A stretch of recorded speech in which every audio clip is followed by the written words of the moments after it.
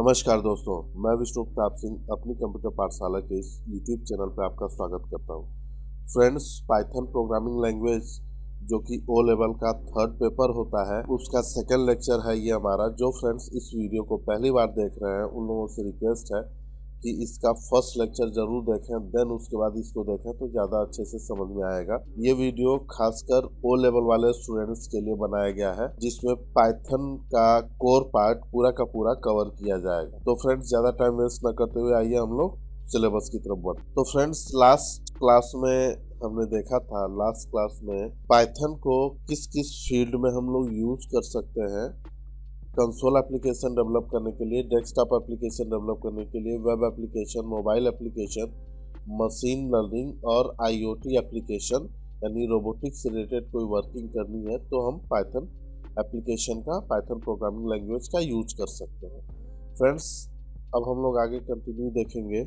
अब हम लोग पाइथन के बारे में देखेंगे फ्रेंड्स कि पाइथन से हम लोग क्या क्या कर सकते हैं।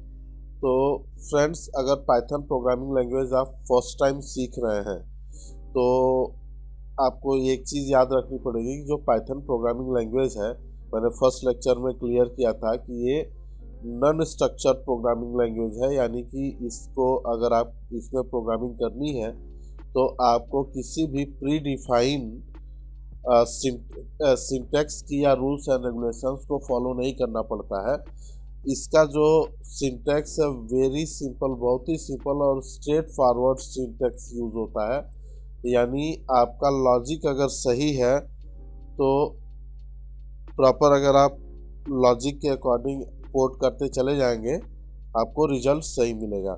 पाइथन जो है केस सेंसिटिव लैंग्वेज है, यानी जो फंक्शन या जो भी अल्फ़ाबेट कैपिटल में है सिंटैक्स के अकॉर्डिंग, जो भी सिंटैक्स का जो लेटर कैपिटल में है वो कैपिटल में, जो स्मॉल में हो स्मॉल में ही आपको लिखना होगा, क्योंकि ये केस सेंसिटिविटी को सपोर्ट करता है।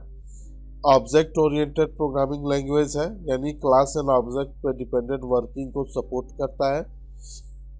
और इसमें फ्रेंड्स जैसे C++ जावा प्रोग्रामिंग लैंग्वेज है, या सेकंड पेपर में आप लोगों ने जावा स्क्रिप्ट पढ़ा होगा तो उसमें करली ब्रैकेट्स का यूज़ करते थे। ऐसे कोई भी स्टेटमेंट लिखना है, जैसे कंडीशन लगानी है तो उसके बीच में हम कर्ली ब्रैकेट यूज़ करते थे। तो इसके अंदर कर्ली ब्रैकेट यूज़ नहीं होगा, इसके अंदर टैब स्पेसिंग यूज़ होता है।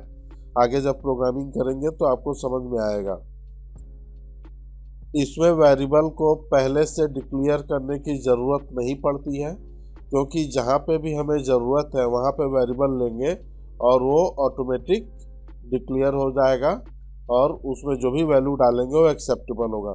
इंटरप्रेटेड लैंग्वेज है, यानी इंटरप्रेटर की हेल्प से पाइथन प्रोग्राम हमारा वर्क करता है, इसमें कंपाइलर वर्क नहीं करता है। फ्रेंड्स, यहाँ पे कंपैरिजन दिखाया गया है कि पाइथन प्रोग्रामिंग लैंग्वेज में और सी प्रोग्रामिंग लैंग्वेज में आपका क्या अंतर है।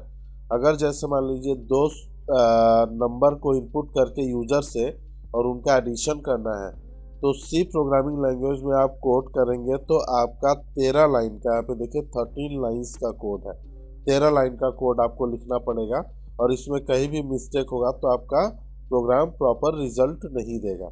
लेकिन अगर यही चीज़ पाइथन प्रोग्रामिंग लैंग्वेज, फ्रेंड्स ये पाइथन का प्रोग्राम है और ये सी लैंग्वेज का कोड है, तो पाइथन में अगर यही चीज़ आप करेंगे तो देखिए 1 2 3 और 4 लाइन में आंसर आ गया, यानी 13 लाइन का कोड आपका 4 लाइन में हो गया पाइथन प्रोग्रामिंग में।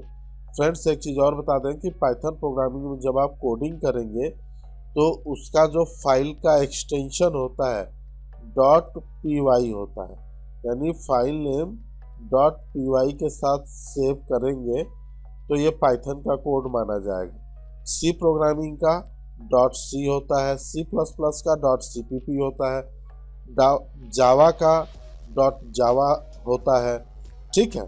तो उसी तरह से सबका अलग अलग एक्सटेंशन है, तो पाइथन प्रोग्रामिंग लैंग्वेज का एक्सटेंशन .py है। फ्रेंड्स, मेरे ख्याल से कंपैरिजन करते समय अच्छे से समझ में आ गया होगा कि पाइथन कितना इजी टू यूज़ है, कितना ईजीएस्ट वे में यूज़ कर सकते हैं। अब इसके बारे में थोड़ा सा जान लेते हैं, इसकी हिस्ट्री के बारे में।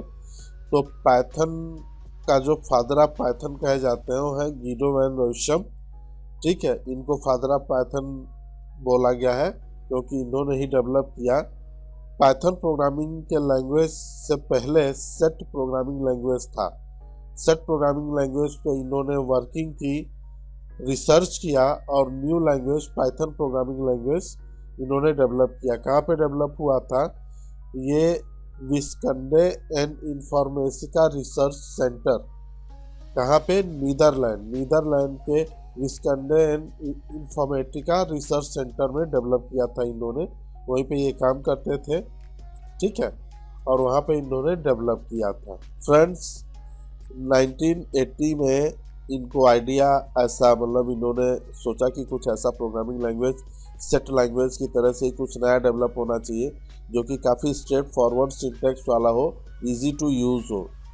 तो इन्होंने उस पर वर्किंग स्टार्ट कर दी और फाइनली 27 फरवरी 1991 को पाइथन का जो फर्स्ट वर्जन था वो आपका रिलीज हुआ।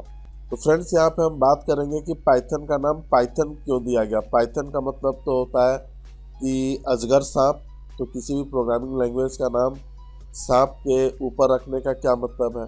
तो गिडो वैन रोयशम कहते हैं कि एक इनके टाइम पे एक सीरियल आता था जो कि सर्कस का सीरियल था।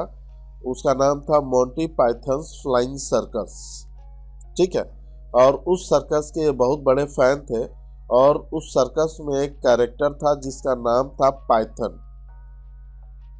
ठीक है, और उस कैरेक्टर से इंस्पायर होके इन्होंने इस प्रोग्रामिंग लैंग्वेज का नाम पाइथन प्रोग्रामिंग लैंग्वेज रख दिया। फ्रेंड्स, अब हम लोग पाइथन के वर्जन्स के बारे में जानेंगे। पाइथन के अब तक 3 वर्जन आ चुके हैं। सबसे पहला वर्जन 1.0 आपका 1994 में रिलीज हुआ था। फिर 97 में, 2000 में 1.6।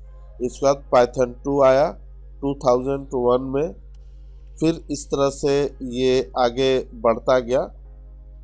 2.7.15 2018 में आया और इसके बाद पाइथन 3 डेवलप हुआ।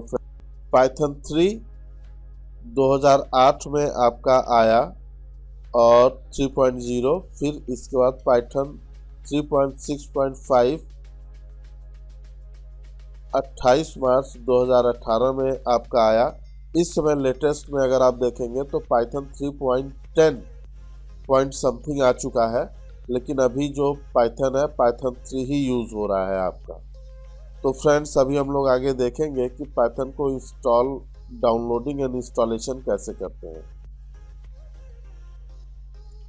फ्रेंड्स, पाइथन के फीचर्स के बारे में जानेंगे। स्टार्टिंग में मैंने थोड़ा सा डिस्कशन किया था। ठीक है, इम्फेसिस ऑन कोड रीडेबिलिटी, यानी बहुत ही स्ट्रेट फॉरवर्ड कोड होता है और बहुत ही ईजिली हम समझ सकते हैं, सीख सकते हैं, लिख सकते हैं। ठीक है, ऑटोमेटिक मेमोरी मैनेजमेंट ऑटोमेटिक करता है। पहले हमें वेरिएबल को डिक्लेयर करने की ज़रूरत नहीं पड़ती है।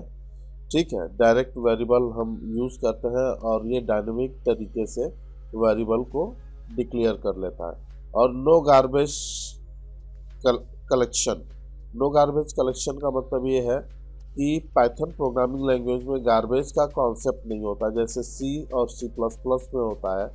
यानी कि अगर आपने कोई वेरिएबल डिक्लेयर किया, जैसे सपोज मान लीजिए आपने एक ए वेरिएबल डिक्लेयर किया, तो कंप्यूटर की मेमोरी में जाके ये अपने लिए एक स्पेस बना देगा और इसमें पहले से हो सकता है कि कोई वैल्यू एग्जिस्ट हो, जैसे 50 या 60 या 70 कुछ भी पहले से एग्जिस्ट है इस लोकेशन पे।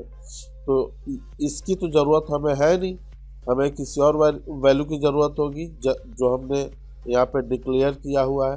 तो इस वैल्यू को हटाने के लिए हमें यहाँ पे ए में कुछ न कुछ वैल्यू पहले डालनी पड़ेगी।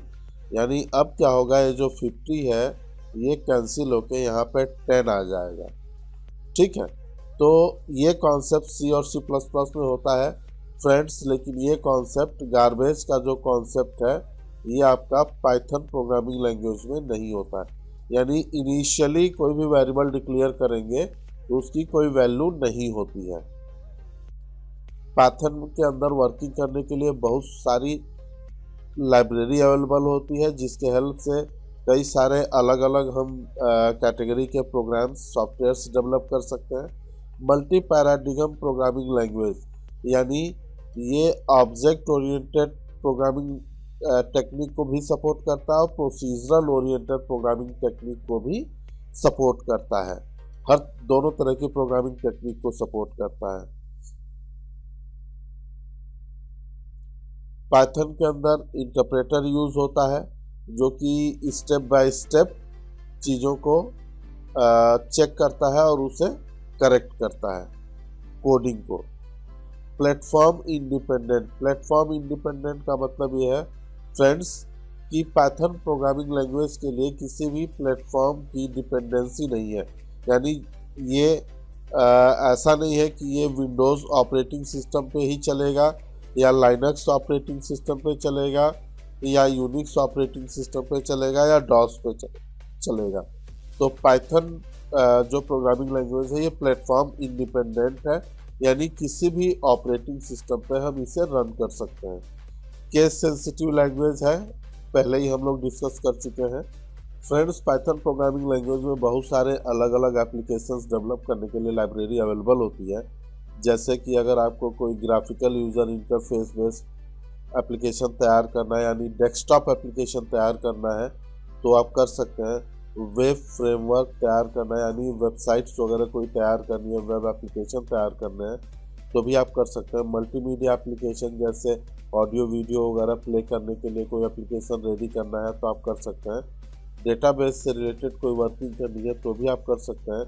कोई एप्लीकेशन ऐसा डेवलप करना है जो कि नेटवर्क में एक सिस्टम पर इंस्टॉल होके कई सारे सिस्टम से शेयर करके काम किया जा सके तो नेटवर्किंग बेस्ड एप्लीकेशन भी डेवलप कर सकते हैं। ऑटोमेशन से रिलेटेड एप्लीकेशन डेवलप कर सकते हैं। डॉक्यूमेंटेशन अगर क्रिएट करना है उससे रिलेटेड एप्लीकेशन डेवलप कर सकते हैं। टेक्स्ट प्रोसेसिंग जैसे कि आपका MS वर्ड है या वर्डपैड है या नोटपैड है, उस तरह का कोई एप्लीकेशन डेवलप करना है तो आप कर सकते हैं। इमेज प्रोसेसिंग, इमेज से रिलेटेड कोई वर्किंग करनी है तो भी आप एप्लीकेशन डेवलप कर सकते हैं। और IoT, इंटरनेट ऑफ थिंग्स, ठीक है। तो ये फ्रेंड्स रोबोटिक्स वगैरह के लिए है। इस तरह की भी अगर कोई एप्लीकेशन डेवलप करना है तो आप पाइथन प्रोग्रामिंग लैंग्वेज के हेल्प से डेवलप कर सकते हैं।